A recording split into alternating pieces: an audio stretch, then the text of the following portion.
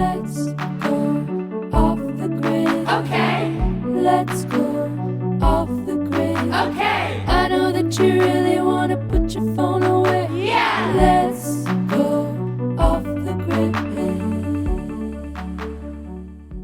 Hello, and welcome to Off the Grid, a podcast about crafting a creative career of your own that doesn't rely on social media to meet people, build community, make money, or anything else.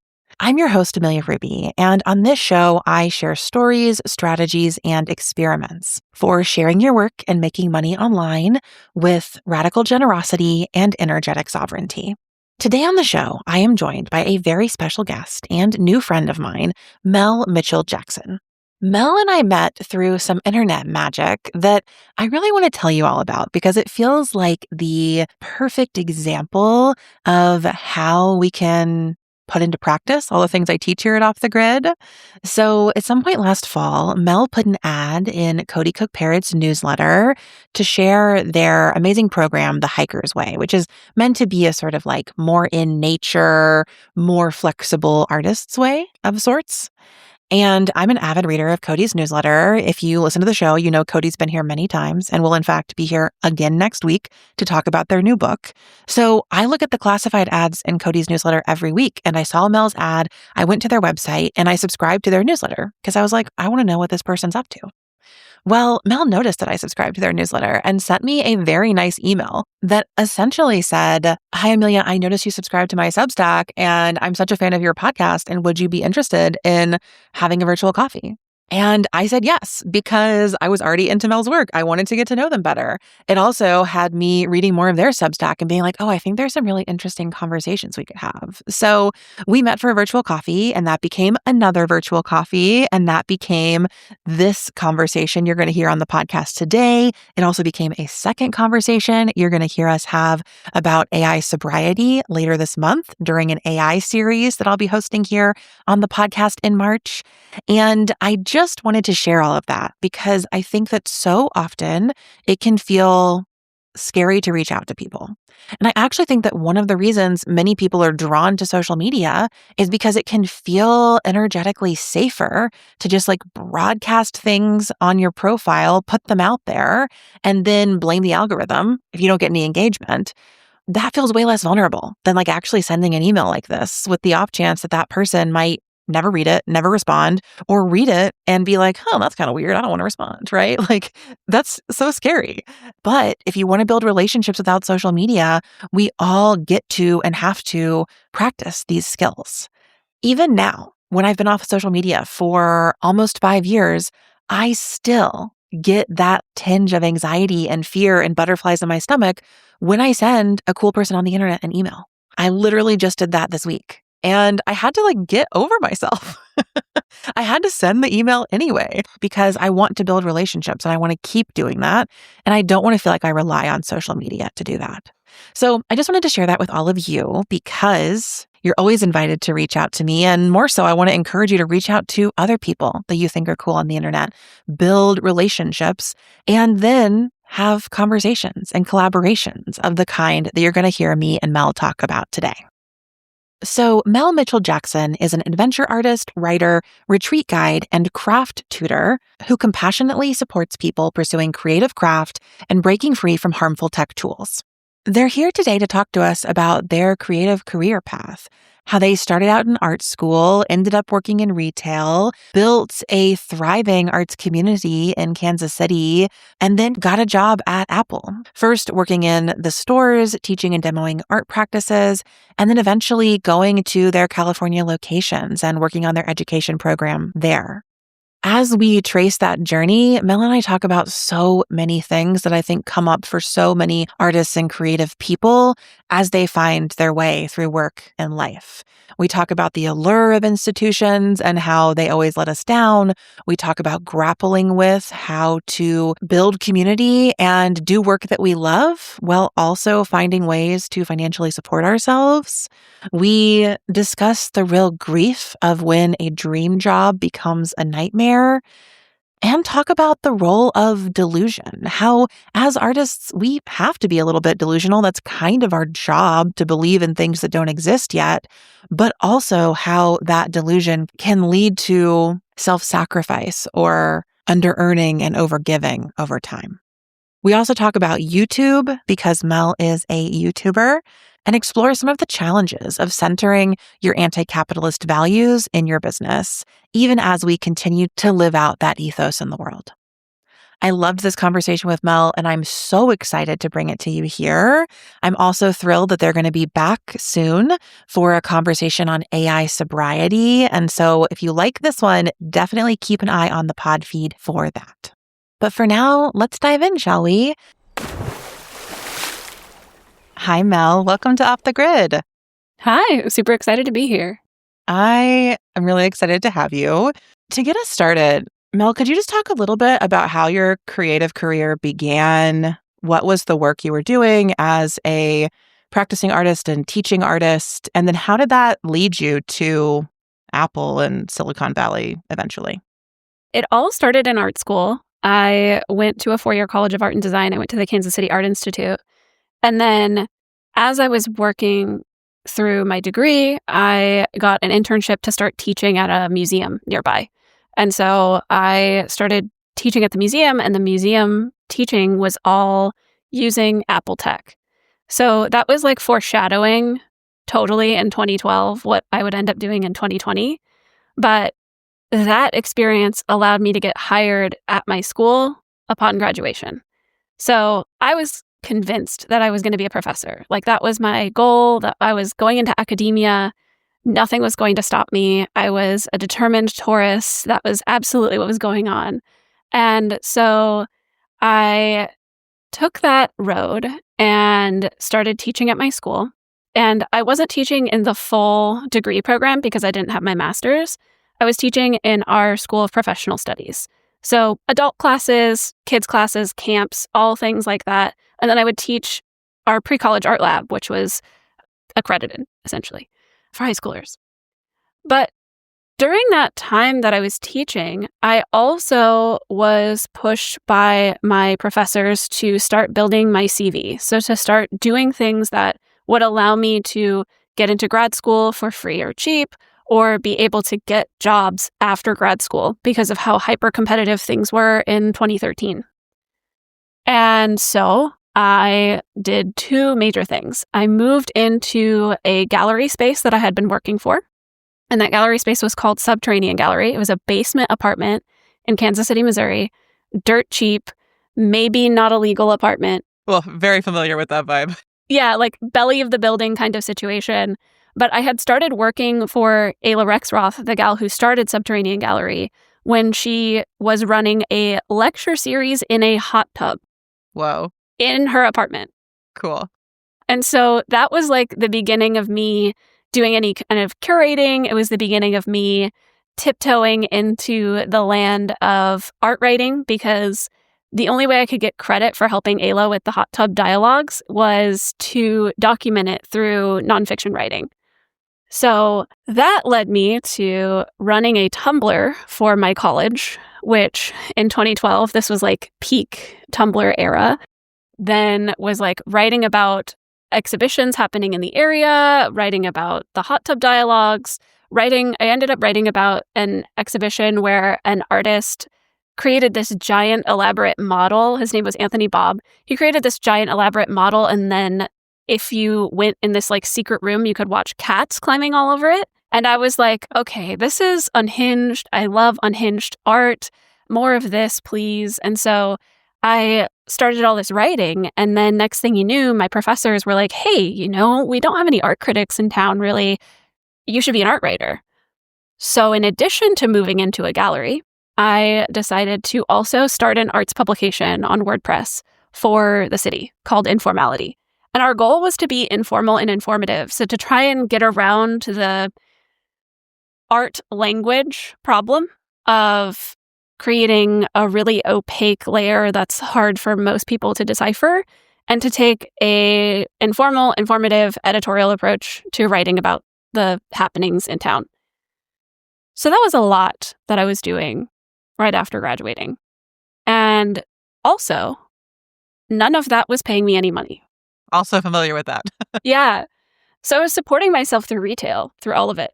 I worked, unfortunately, for Urban Outfitters for a while, and then I worked for Nordstrom, and that was actually pretty decent. I made really good friends at my job, and I just would be constantly working. So I would get up in the morning, I would edit pieces that people were submitting to me for informality in bed. Then I would get ready for work, I'd go to work, and then I'd leave work and go to an exhibition or go meet up with an artist and do a studio visit. I was always on. And in my early 20s, that felt doable. It felt sustainable. And so I kept doing it. And then when Subterranean kind of reached its point where I couldn't run it anymore, this was about 3 years in, I moved. And then 6 months after moving, I was asked to join another art gallery. So I was like constantly doing all of these things.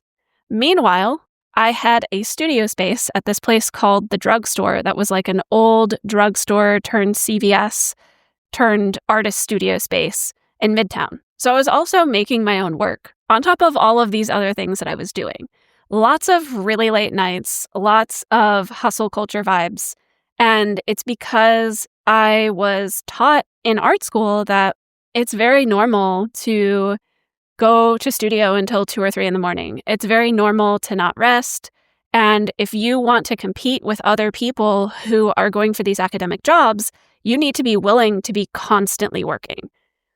And so by 2015, I was getting asked to be a guest lecturer at my university. I was doing all kinds of exhibition curating outside of these spaces.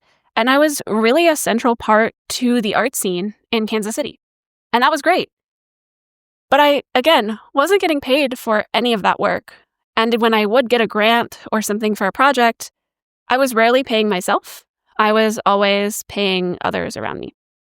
And so I started collecting all of these, prestige points on my CV and doing really well. And my mentors were all really excited about all of the work that I was doing. And they're like, you're getting all these grants, you're getting all these residencies, you're, doing fellowships on art writing and curating. You're going to get into grad school, no problem. Just keep going and then go to grad school. But something always felt off. I really loved the act of being a giver to my community, the gift of reciprocity, of not necessarily focusing on the monetary exchange of my labor, but writing, especially art writing, as an act of love. That felt really good for me. I also really loved curating and building conversations between people's work and making creative programming to help people understand the work that I was putting on the walls. I loved the work that I was doing. It's not that I didn't like it. It's that I started to question the role of working for free and how that was normalized. And I would often meet with students who, my professors were using my artist resume as an example. And then I'd meet with students and I'd be like, hey, you're working for free. I'm working for free. They're normalizing this behavior. I don't think that's right. So that led me to start questioning things. It led me to some friction with my mentors. And I went on a meditation and yoga retreat in 2018. And when I came back from that, the big realization I had on that retreat was prestige or freedom. Which one do you want? And I was also dealing with the fact that I had just been diagnosed with a chronic illness. So I have an autoimmune disease. And so I was like, okay, so disability, overwork, and then also this internal realization from my own intuition that something wasn't right. And I remember coming back and meeting with my mentor and saying, I think that you're pushing me towards choosing prestige, but I want to choose freedom. And his response was, what did you do? Join a cult? So it was like, okay, I don't want to listen to you because you want this in your best interest to get your tenure. So I am going to go my own path. So I started applying to graduate school and realized, oh, I'm kind of making the same mistake again. And as I'm applying to graduate school, figuring things out, I'm like reaching peak burnout with curating, reaching peak burnout with my arts publication. There were so many things that we tried to do to make it have more reach and stick. And it just felt like we were burning the candle at both ends and running ourselves into the ground. So I'm stocking shoes, Nordstrom, like sitting in the back stock room. And I'm like folding shoes. And I'm like, I didn't need a degree for this job. What the hell am I doing? And so I get this phone call from this guy that says he's from Apple. And he's like, hey, are you Mel Mitchell? And I was like, yeah, who is this? And he was like, I'm such and such from Apple. I'm a recruiter. We found your resume and your website, and we want to hire you to come teach painting and drawing at Apple. And I said, this is a scam call. Yeah, that's probably what I would have said too. I was like, can I come to the store and like meet with someone? And they were like, yeah, let's set it up. So I set up a time to go meet with the person who would then become my future boss. The same day I was meeting with the head of my former department to talk about applications to grad school and her recommendation letter for me. So weird coalescence.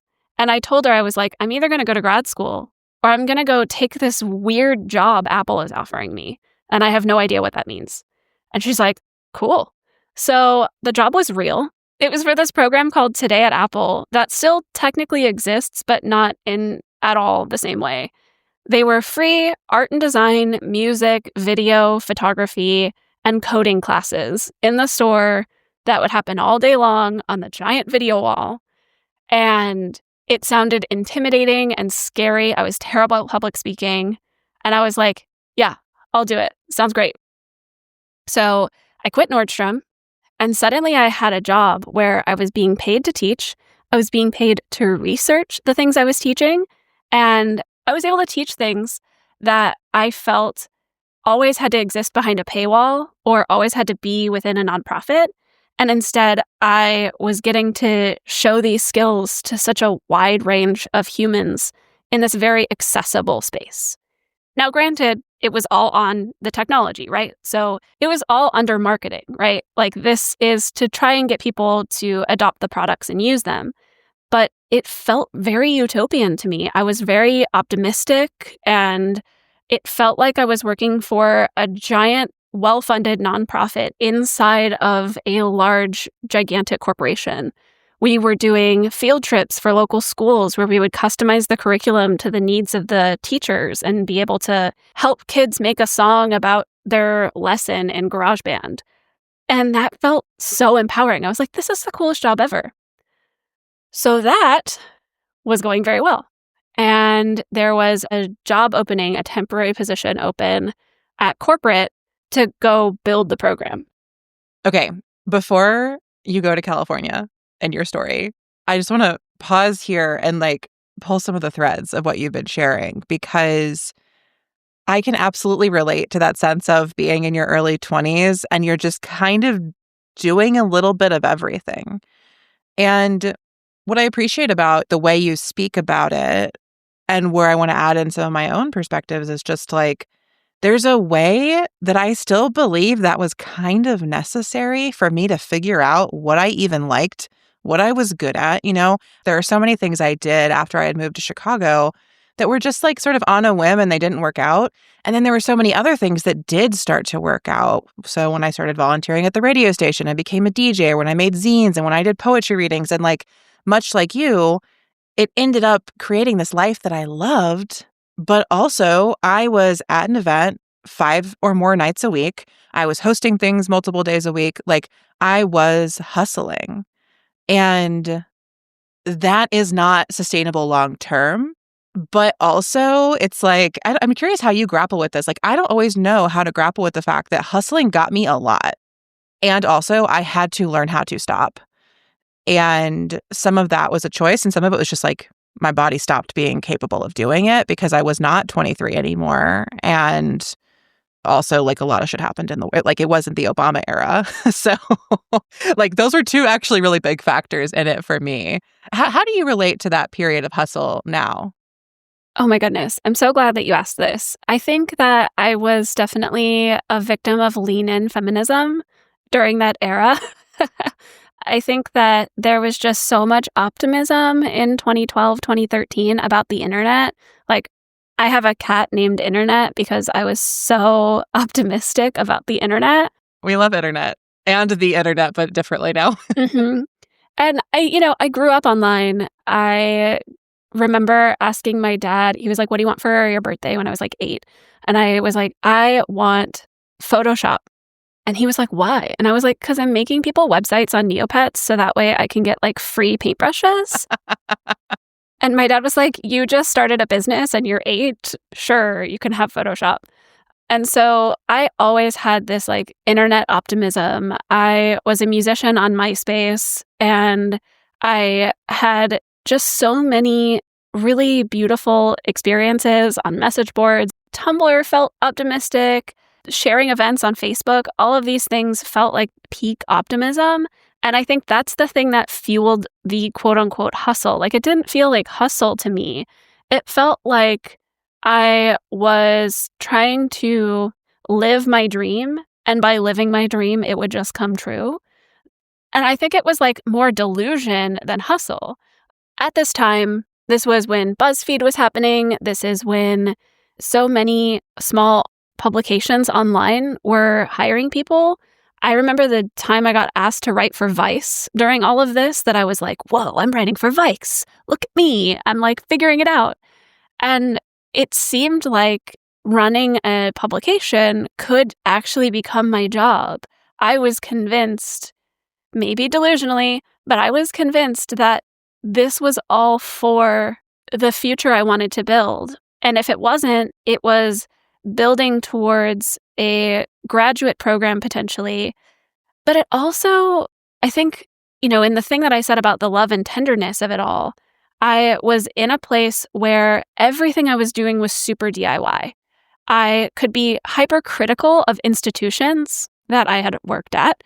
I basically worked at almost every arts institution in Kansas City, or worked for or worked with them. And so I could see the inner workings of things and then just be like, it would be so much better if you did it this way. And then me and a couple of my friends would be like, yeah, let's use this house that's up for sale and make an exhibition and do it that way.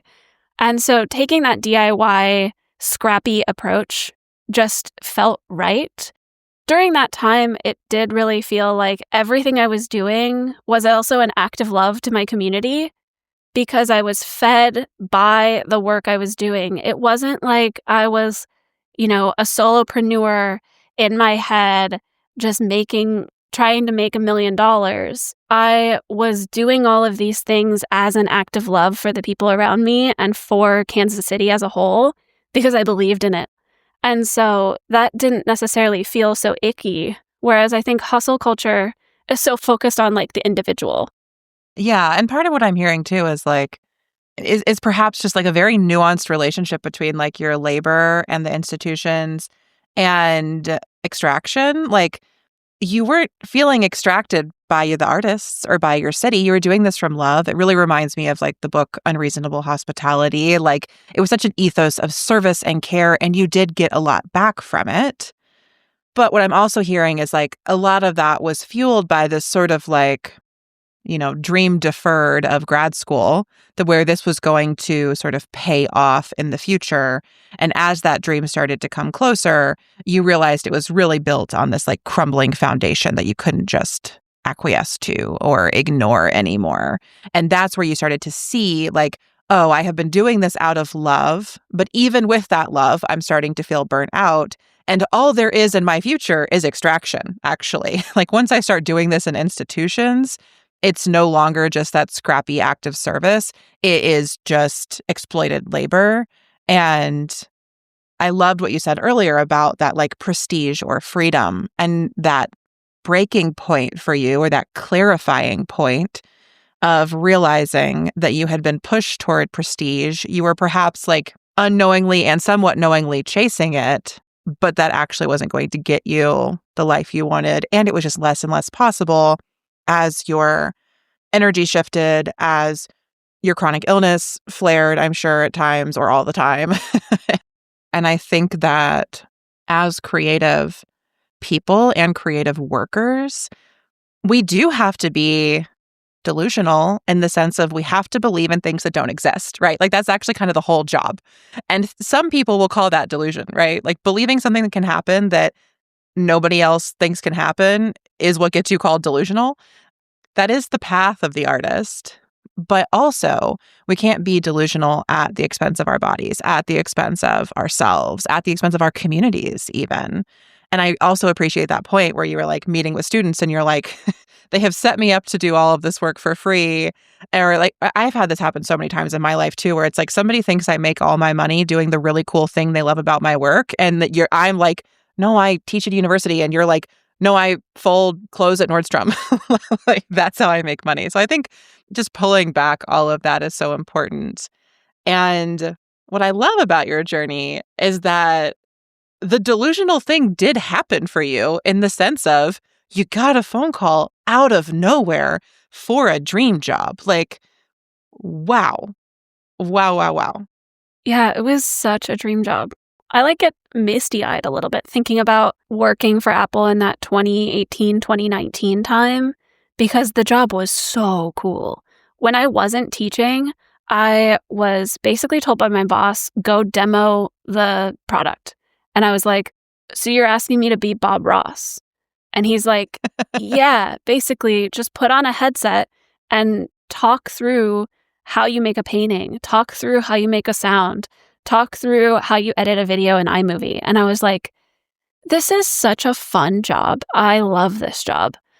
And so, yeah, it really was a magical thing that it's like I went and worked for Apple instead of going to grad school because I was applying to grad school at that exact moment in time. And I really wanted to get into a couple and I didn't get into those. And the one I did get into was going to cost me so much more debt that I couldn't even fathom doing it. And so I really loved that transition that I was able to make. And it felt like Apple, in a weird way, was saving me from a life of poverty because I had seen so many of my friends go to grad school, start teaching at the institution that I had gone to school at and be mistreated, not have insurance benefits, have all of these really, really weird meetings with faculty and have really strange power dynamics. And I didn't want to deal with the politics of the university. And I also was in this place where I had just been diagnosed with this really rough chronic illness, and I could never see a life in which I could work without insurance. And so it became a class issue for me where I was like, this is a huge issue where despite my passion for wanting to teach in that space, it just never was going to be possible. But luckily, I, got the opportunity to teach in an institution that wasn't going to cost me all of this extra money and require more free labor. And so that felt really liberating until it didn't. Yeah, that also tracks a lot of my grad school experience. When I was finishing my PhD, I was lucky enough to go through a funded PhD program, although it included no healthcare coverage. So we still had to pay out of pocket off of my $25,000 a year I was making to live in Chicago. But that ain't nothing to live in Chicago. Toward the end, when all of my faculty were like, are you going to apply to jobs? Are you going on the market? What are you doing? Also, the fact that they call it going on the market is just so gross. But I was just looking around and I was like, all of my peers who graduated before me, who finished their degrees before me, most of them are still here making less money for the same teaching they were doing before because it's not subsidized by the university anymore. They are toiling. They have no money. They have no health care. They are working at 3 different universities in Chicago, teaching, making $3,000-$4,000 a class if they're lucky, piecing that together as they apply to jobs. And it truly felt like, that I'm like, is it Ginsburg who said this? Where it's like, I saw the brightest minds of my generation destroyed. And I was destroyed by graduate school. That's how I felt.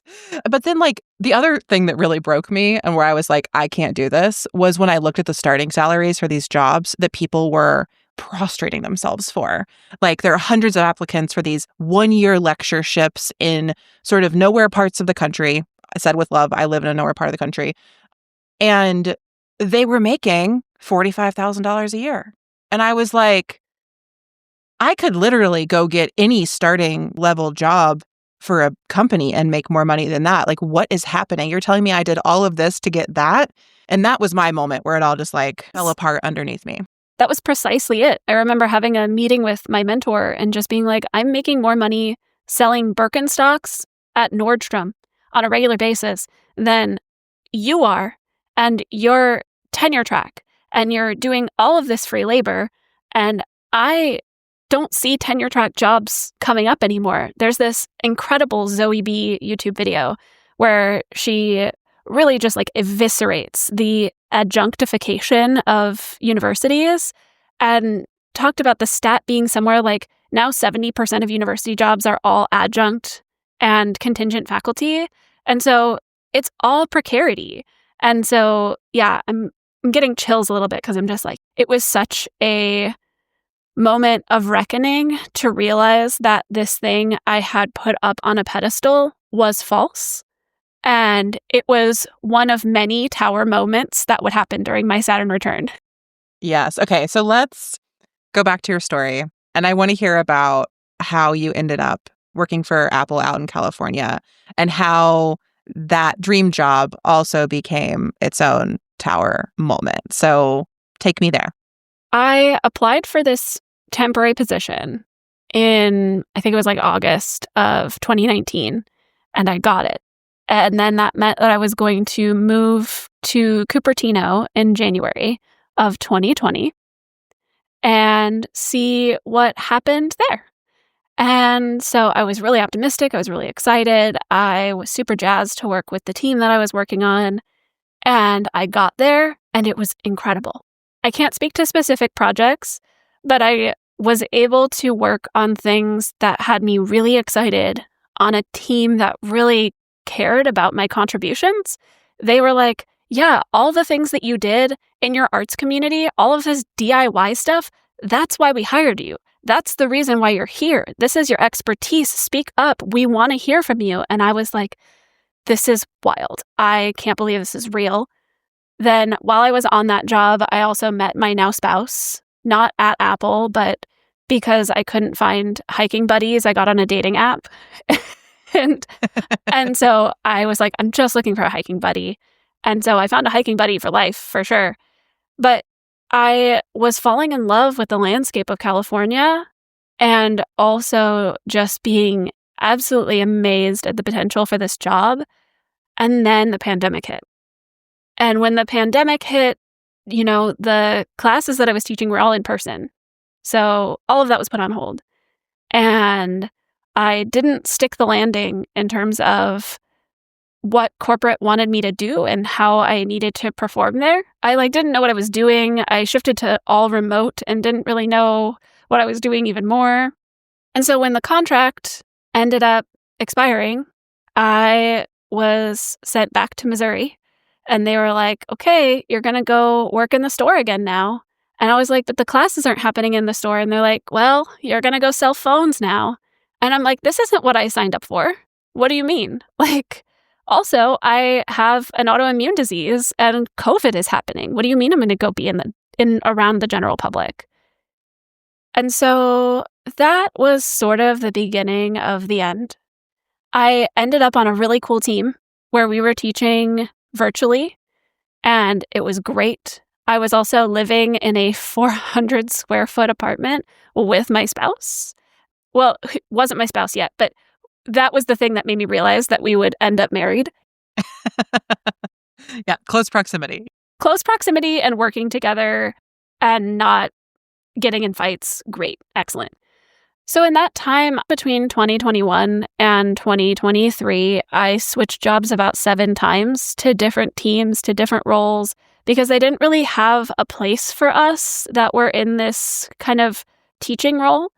And when they were finally bringing it back, I was so excited. And then Omicron hit, and then that wasn't coming back.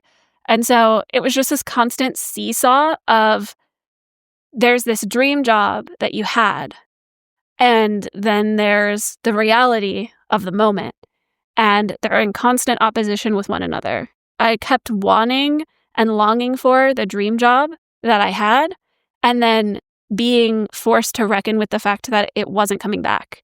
And I didn't want to admit that it wasn't coming back. I was like in denial for a very long time. And it was in August of 2023 that I was told that it was never coming back in that way. And I'm an anxious person by default. So throughout all of this, I was saving and knowing that this may never last forever. And also, when you're working at a place like Apple, I was accessing the ability to save in ways that I never could. Like, I was getting salaries I had never seen in my life that I never thought I would see. And so I was just like, I'm going to take that and I'm going to throw it like in a savings account and pretend I've never seen that, because I was making like $35,000 a year for the longest time in Kansas City. And so I was like, I'm just going to pretend like I don't have this money because I don't believe that this is going to last. And I'm glad that I had that intuitive sense, because it did not last. And when things started to get really bad, there's a little piece that I missed in there. And that's that I got COVID. And when I got COVID, that turned into long COVID. And so I was simultaneously dealing with the grief of losing this job, but not getting laid off. And also dealing with the fact that my body and brain were not the same anymore. And so now I had this new chronic illness and this new thing to overcome. And all I wanted was my old job back. And I would say this to my bosses all the time. I was like, all I want is my job back. All I want is to do the thing I was doing. I just want to teach people music and painting at the Apple store. Just let me do that. And they were like, no, that's not happening. So in this space of grief, I realized in about May of 2023 that it probably wasn't coming back. And so I wanted to play around with seeing if I could become full-time artist on the internet, because I saw so many people on YouTube and Instagram and TikTok becoming full-time artists on the internet. And I was like, how the hell is that a thing? No galleries, no like arts institutions, like completely independent from all of these things that I was told I had to do. I was like, ooh, this is like the new like DIY rebel path. I want to do that. So I like bought some Notion templates. I figured out how to write a business plan. I like start doing all of these things, and I went part-time at my job, and I was like, okay, I think I can do this, because I started getting freelance illustration commissions. And I was like, okay, I am making enough where if I quit and I sustain this level of income, I could do this and see what happens for like 2 years. So let's do it. So some drama happened. I put in my 2 weeks. I left in October of 2023. And so the first thing I did was reels. So many reels. Oh, yes, the reels. So real are the reels. So I'm like wiggling and dancing on my reels to trending audio and turning my art around and getting on TikTok and like sharing time lapses of my process and like gaining some traction. But the thing that I really wanted to do was YouTube, because it seemed like all of the artists that I admired, people like Megan Wang, people like Chris Vardenega, who goes by Little Tiny Egg, like these artists were doing this thing that I felt like was only possible through YouTube. So I was like, okay, YouTube is going to be where it's at. And the first video I put up, I had some random stranger buy me a coffee on Ko-fi. And I was like, oh, this here might actually work. Holy crap. And so I went into the Delulu again. I like became my 23-year-old self once more. And I was like, okay, what does it mean to like chase down this path and see what happens? And so I started doing makers markets and selling originals and lots of prints at makers markets and having a lot of success. And I was like, holy crap, this is working. But I also ended up in a lot of situations where I would get involved with an institution. It would be making a lot of promises to me as to what I would be able to do with it. And then it wouldn't work out how I planned. So it's been a long road of trying things, failing at things in public, and then slowly working my way towards being completely independent, teaching on my own. And now I'm finally doing the thing. Like I finally got my dream job back. The thing that I lost in that time at Apple. I'm finally doing it on my own and on my own terms, not with iPads, but with actual physical painting materials and collage and drawing and the things that I loved. Because at the end of the day, what I wanted more than anything in the world was to be a professor. I just wanted to teach people art and design and to help young artists bloom and blossom into who they wanted to become. And so that is where Persistent Bloom lies now. Hey there, lovely Off the Grid listener. We're taking a quick break from this episode because I want to make sure that you know that you can become an Off the Grid sponsor and share your work here on the podcast during a mid-roll ad like this or in a pre-roll ad that airs before every single episode on our feed. In past seasons of the show, I have shared some of my favorite affiliate partners. If you've heard the Flowdesk ad, you know what that's all about. But since season 3, I've also been partnering with listeners like you to showcase your work and the amazing, inspiring things that you're creating and sharing with the world. I know I don't have to tell you this, but Off the Grid listeners are smart, fun, values-centered business owners who create and share impactful things on and offline. We are writers, artists, designers, wellness practitioners, service providers, shop owners, and product makers who know a lot about our craft, but need more support making the business side of things thrive. If that sounds like the kind of crew that you want to get your work, your products, your services, your books, your free lead magnets in front of, I hope that you will head to the show notes and learn more about placing an ad on the podcast today. One of our very happy sponsors from last year wrote to me and said this: "Placing an ad on Off the Grid was hands down the best investment I made last year. My cost per lead ended up being around $6, which is 70% less than Meta's average, and nearly all of those leads are still highly engaged a year later. On top of that, many have become customers, bringing in over 13 times the return on my investment." If you would like to hear your work shared by me and featured in a spot like this, you can head to the show notes to learn more about our ad opportunities. And whether or not you decide to sponsor an episode, I am so grateful that you listen to the show, and I hope that you will check out some of our partners this season. They have amazing free and paid offerings for you, so please make sure you click through when you hear them. Okay, enough about our sponsorship opportunities. Let's go ahead and dive back in to this episode. It's something I've noticed in a lot of people that I have on the show or that I just love being in conversation with, of like, we've been really into like a DIY culture or scene for a long time, but we didn't necessarily set out to be self-employed. We weren't necessarily like trying to become entrepreneurs, but time and time again, the institutions fail us. They exploit us. They lie to us. They promise things they're never going to fulfill. And so we end up in this space where it's kind of like we're embracing self-employment, but from a kind of embattled position of like, well, nothing else worked. And that sucks. And like, I think there's a little bit of like, there's so much in the self-employment space. And I also do this. This is even self-critical. That's like, find your purpose, become yourself through working for yourself. I mean, and I do believe self-employment has been a site of my own liberation.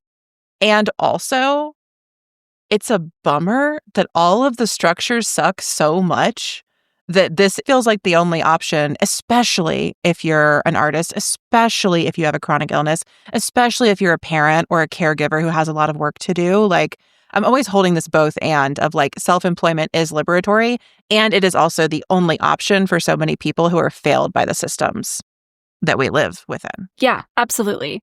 I think that gets back at that, prestige or freedom thing. Like, it definitely feels like self-employment as liberatory practice, for sure.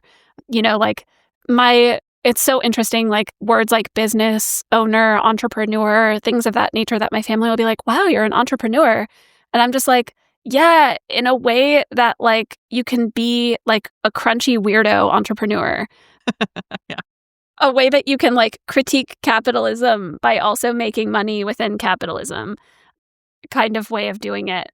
And I think, that often leads to me struggling a little bit where I'll do things where I'm like, oh, I'm going to make this zine. I'm going to make it mutual aid. I'm going to give 60% of the proceeds to folks. Because I did this zine earlier this year that was all about making your own go bags, inspired by Parable of the Sower and the fires that broke out in LA this year.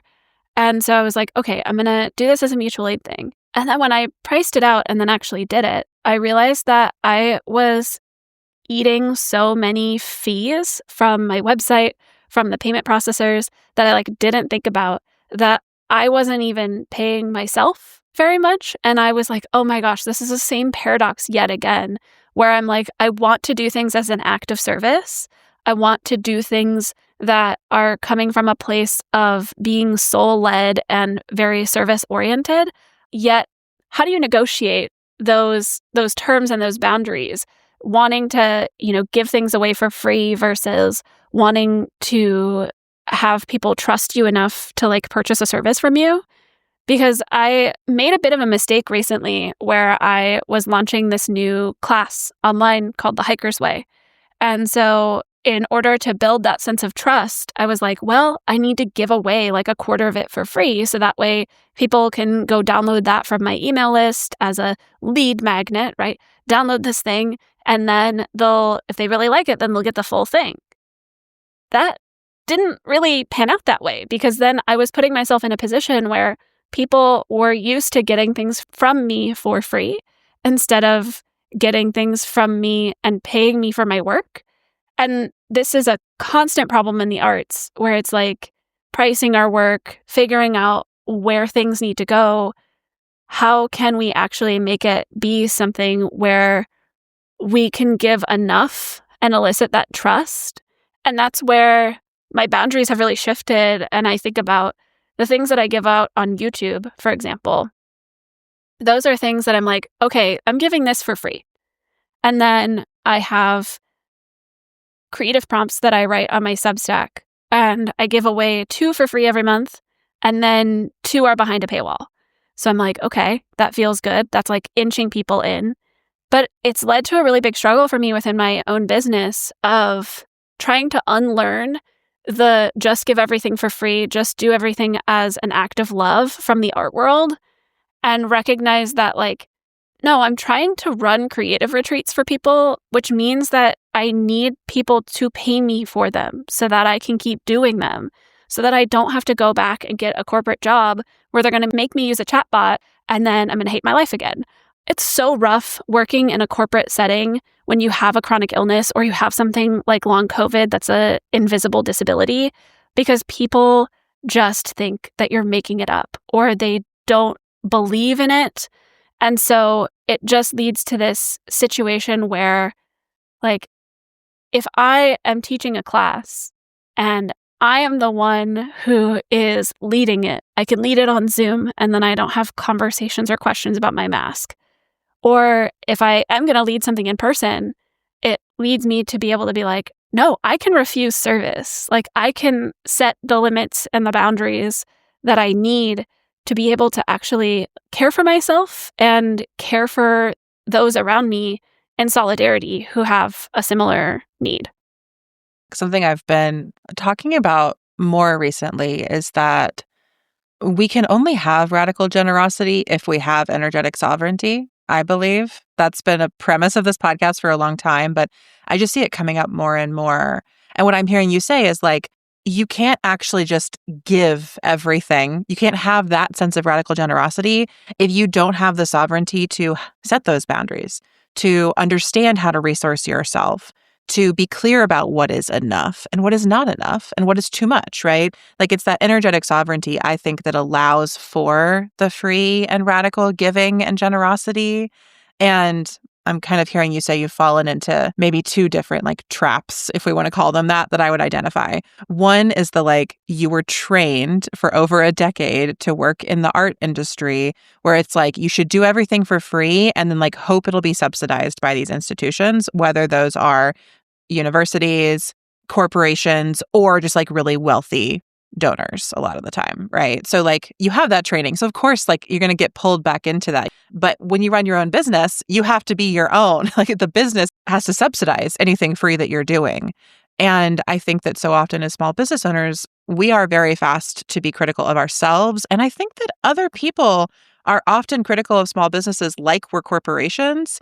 They have high expectations for what will be free, and they don't acknowledge that like you are one individual and not the Apple store. Right. It's wild to me. Sometimes I'll get comments on things because I don't take sponsorships on my YouTube channel.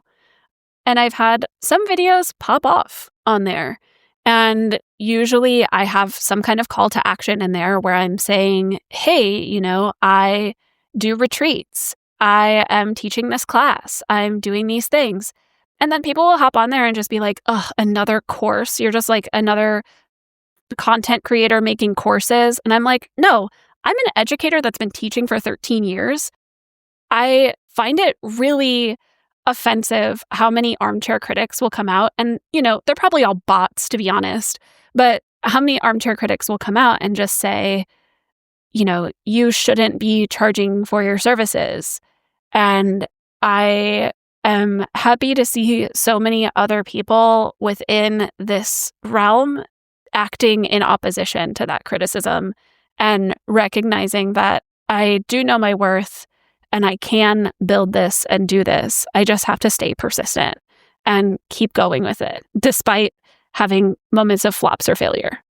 Absolutely. And I think that like in my own personal experience of this, there's like this one person in my past who became like the paradigmatic example of this for me. And who they are does not matter.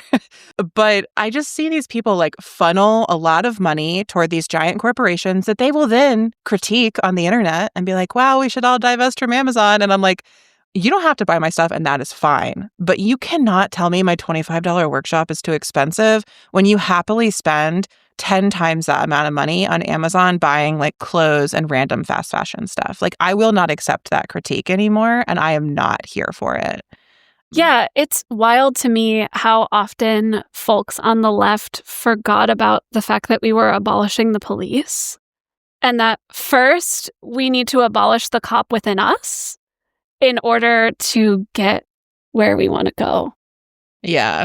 So this like YouTube example actually kind of brings me to like a third trap. So I had mentioned two traps earlier, but the first is like the trap of waiting for someone else to subsidize the cool stuff you want to do in your business, not realizing that your business actually has to subsidize itself. There's no more subsidies when you're self-employed in a certain sense.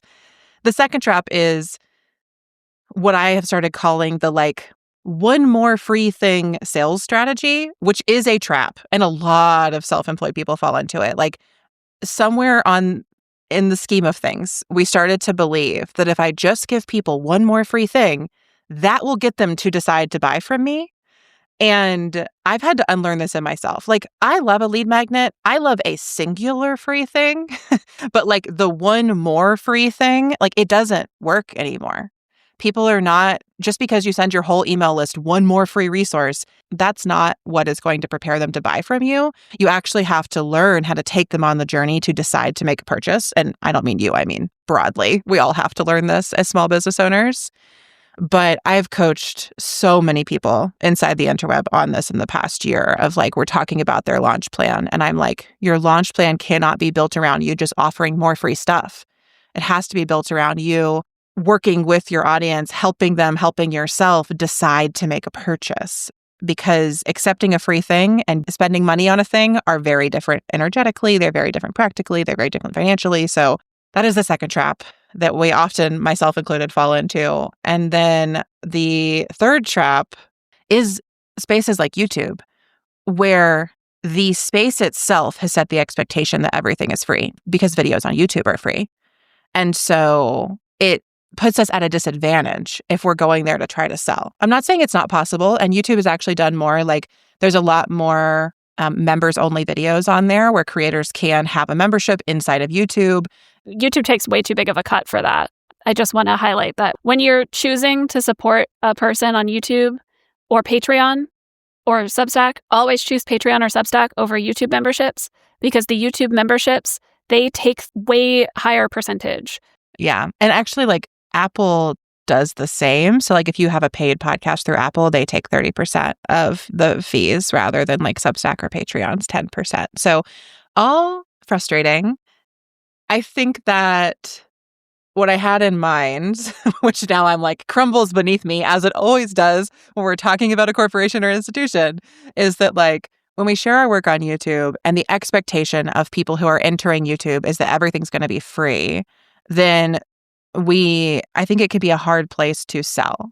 And I love YouTube for creators where like your videos then get embedded on your website, they get sent other places. Like your videos on YouTube don't have to only live on YouTube, as I don't have to tell you, like, you know this because you do this. But like I've seen a lot of people be really demoralized by those kinds of comments and just be like, oh, I could never, like, maybe I shouldn't be charging for things because the people on YouTube are saying I shouldn't, when in fact, like, those people were never going to be your people or your clients or your customers anyway. No, and I think this also gets into another problem about YouTube is that I have had a video go very viral on YouTube, and it ended up getting me entwined with an audience I never wanted.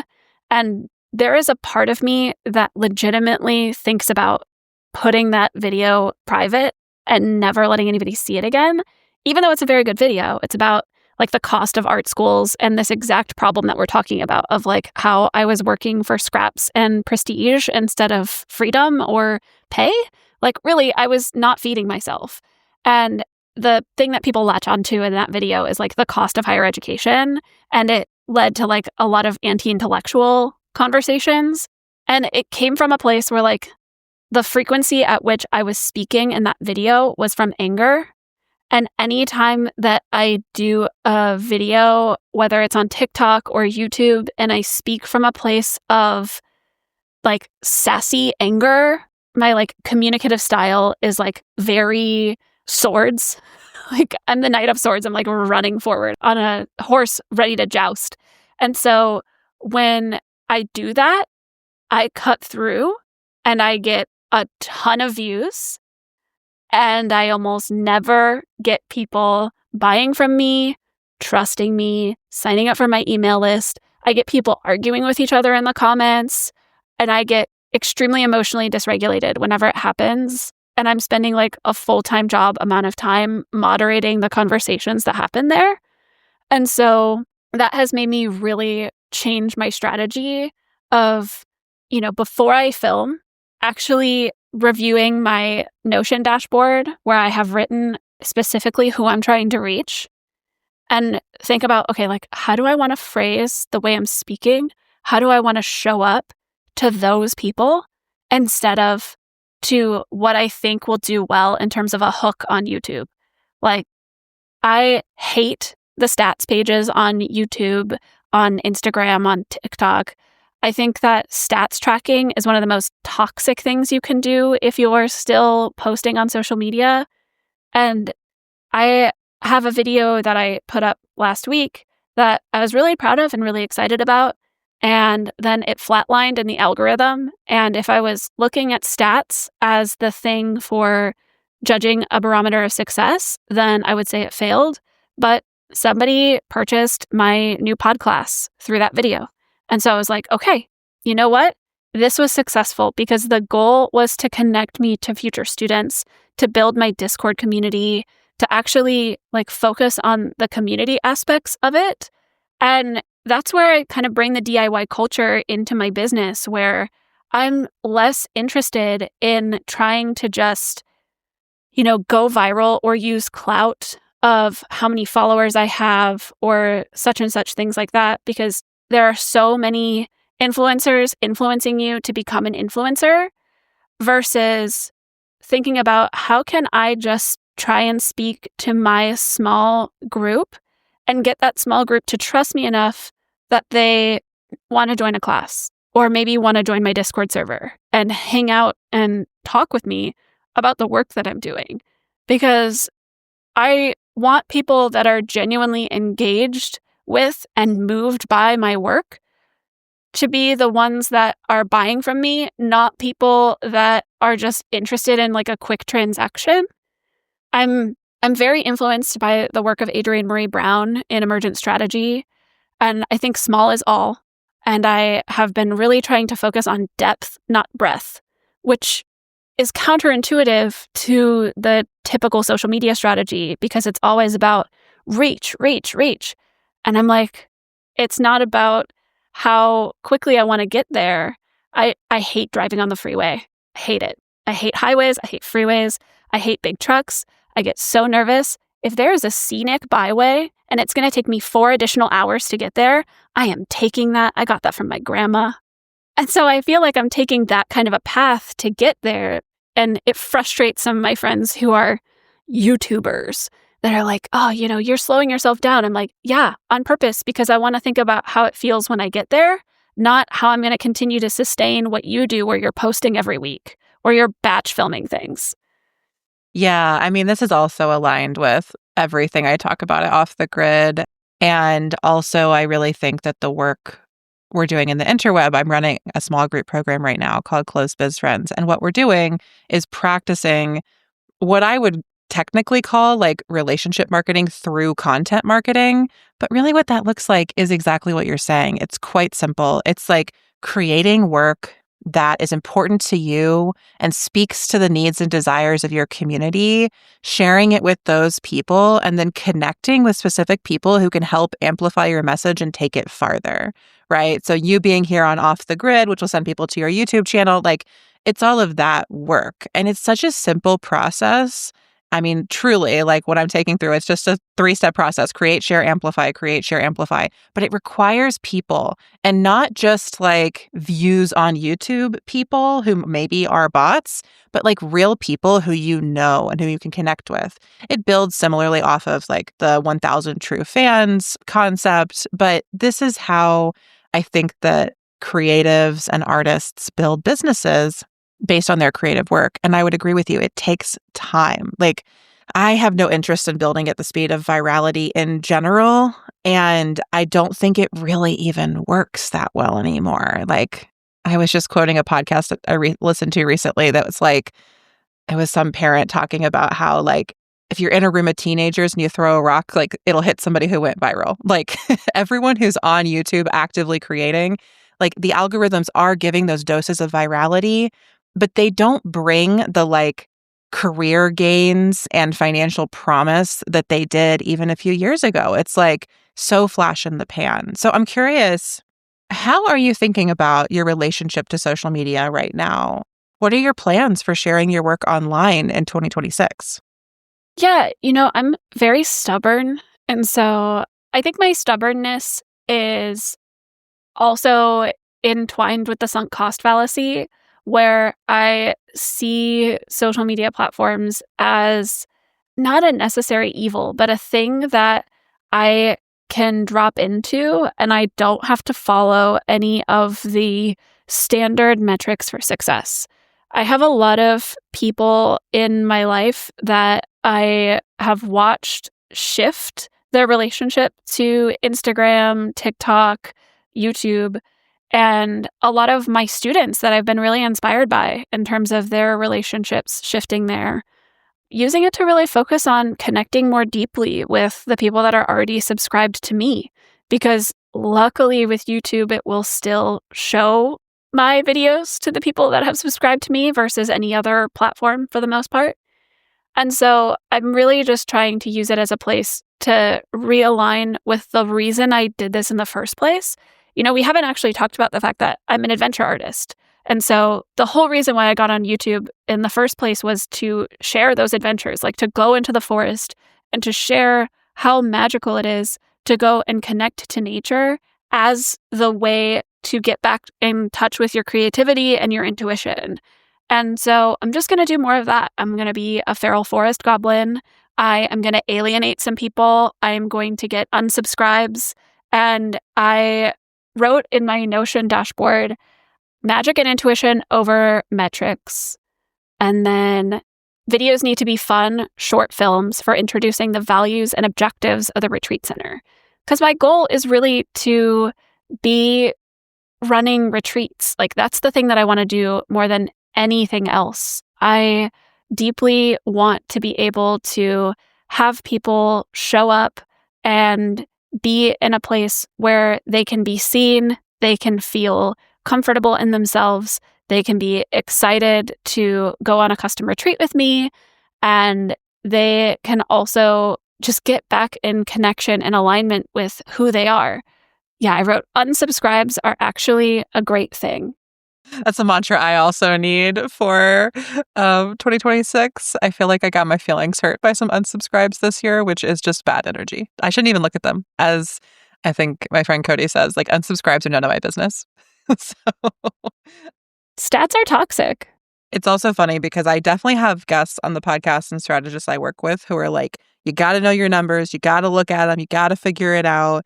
And there are parts of me that believe that. Like, I do think that understanding your business finances is very important. I think that aligning your sales expectations with your community size can be important.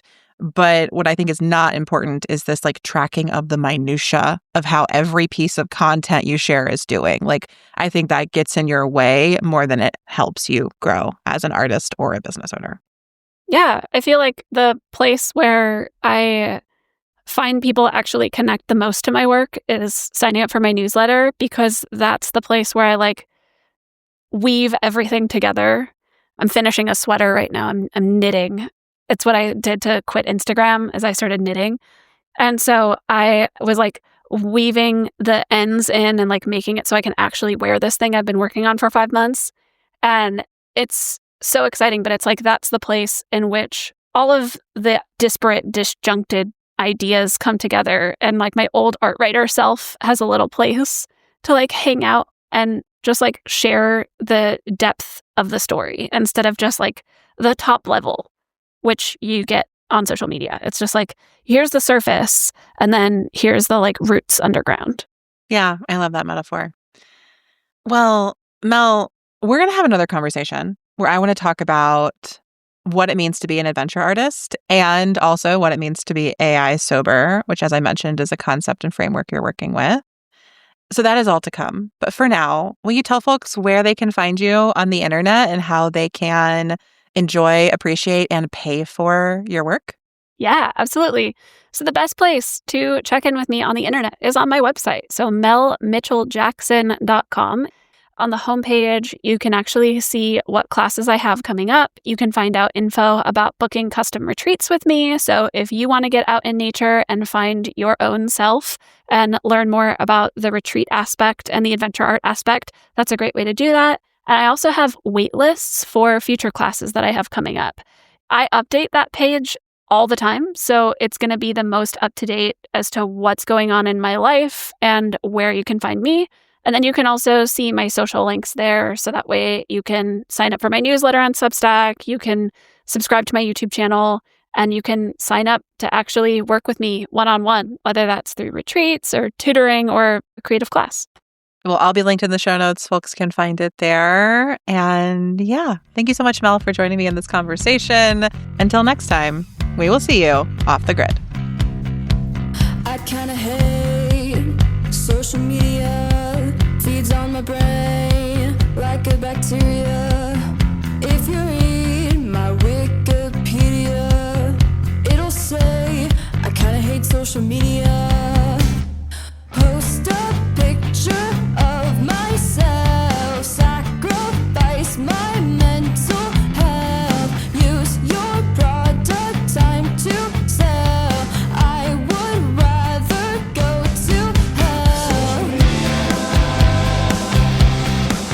Do you like this?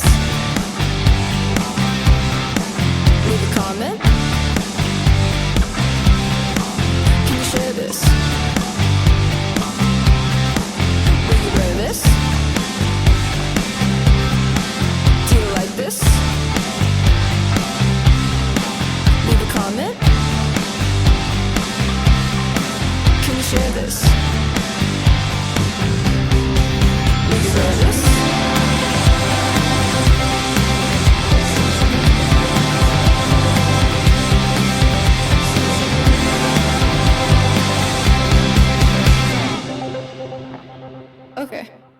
That was an abridged version of Social Media by Surfer Boy and Rectangle. To hear the entire song, find Surfer Boy on Spotify or head to the link in the show notes.